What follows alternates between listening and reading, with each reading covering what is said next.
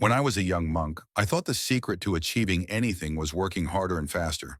But the harder I pushed, the more my mind pulled me into distraction. The real lesson came one morning as I was sweeping the temple courtyard.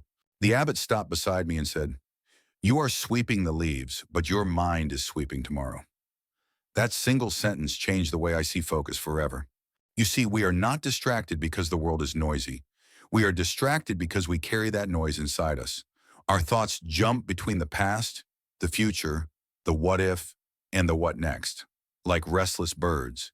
To achieve anything, whether it's building a career, creating art, or simply finding peace, you must learn to bring your mind home. I learned to do this through three simple steps. The first is clarity of purpose. Before you begin any task, ask yourself, why does this matter? If your why is strong, distractions lose their power. Without purpose, the smallest notification or passing thought can steal your attention. The second is one-task devotion. In the monastery, we never said, "I'm multitasking." When we drank tea, we just drank tea. When we chanted, we just chanted. Choose one thing and give it your whole self as if it's the most sacred thing you'll ever do. Because in that moment, it is. The third is mindful breaks. Many think focus means never pausing, but the mind is like a candle.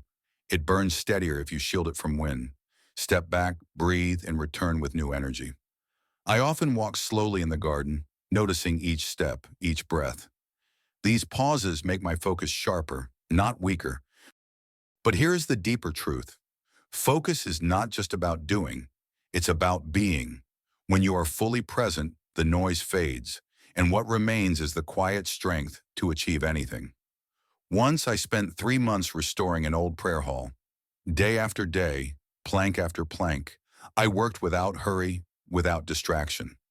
When it was finished, the abbot didn't just praise the hall. He said, "You built this with your attention." And that's what any great work requires, not just effort, but the gift of your undivided self. So I ask you, what is the hall you are building in your life? What dream, what skill, what relationship deserves the best of your attention? Guard it from distraction like a flame in the wind. Remember, peace is not found in a silent world. It is found in a still mind. And from that stillness, anything is possible. Go slowly, go mindfully, and you will go far.